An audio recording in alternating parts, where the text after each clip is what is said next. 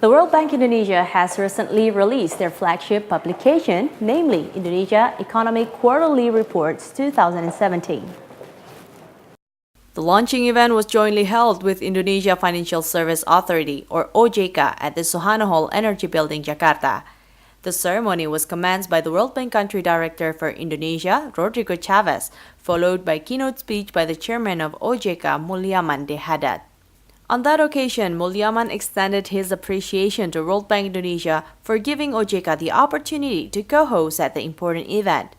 Furthermore, he added, this publication has gained prominence as it provides an in-depth analysis on the key development of Indonesia's economy, as well as the outlook on Indonesia's economy and social welfare that has been widely used as an important reference by many. The report was intended for a wide audience, derived from policymaker, business leader, financial market participant, and the community of analysts and professionals. It was compiled by the Macroeconomic and Fiscal Management Global Practice Team under the guidance of Diam Diop, Practice Manager, and Anand Beck, Acting Lead Economist. What was the report focusing on? Here is my exclusive interview with the Acting Lead Economist of World Bank Indonesia. From the IDX Tower, I'm Raska Media, and you're watching OJK Dialog. And here with me, Acting Lead Economist of World Bank Indonesia, Mr. Anand Beck. Thank you for joining us. Thank you, Raska. Okay, Mr. Anand, we know that recently World Bank has just released the Indonesia report for the first time in 2017. And we can see that the growth of economic of Indonesia is well maintained at 5%. It has been raised from 2015, right?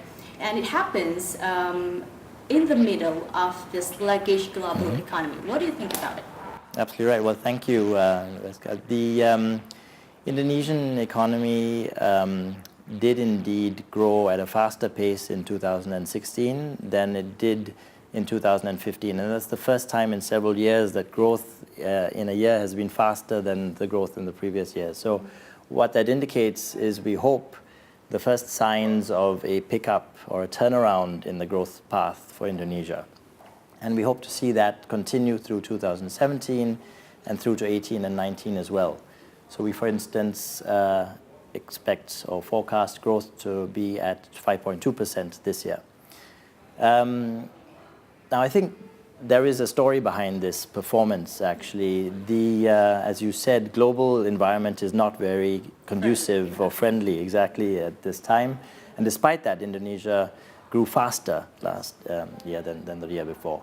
Now, growth in the global economy was only 2.3% last year, when the lowest since the global financial crisis. I think this is attributable to strong fundamentals and good policy. And on the fundamental side, Indonesia's inflation was the lowest on record last year. The current account deficit was narrowing, and the fiscal deficit was also well within control, and the 3% fiscal deficit to GDP anchor that the government has set.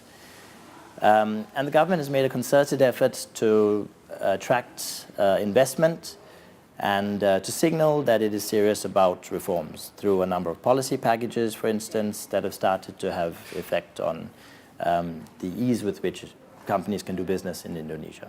Yeah, and you know that, what are the behind that all? You said that so many factors within it, and we can achieve 5% to it. What makes it not so easy is about maintaining? Well, in our base case, we forecast even 5.2 in 2017, and we think that that is supported by policies both on the monetary side and on the fiscal side and on the structural side. Yeah, how about the MSMEs? Is there any analysis or any data towards that what makes Indonesia could resist from the struggle of the global economy? I think if you look at growth in Indonesia, it's supported primarily by consumption. 60% of GDP is consumption, 50% of that is private consumption, and a lot of that is to do with strong employment. About 3.5 million jobs were created last year, actually, and wages rose. And a lot of that is to do with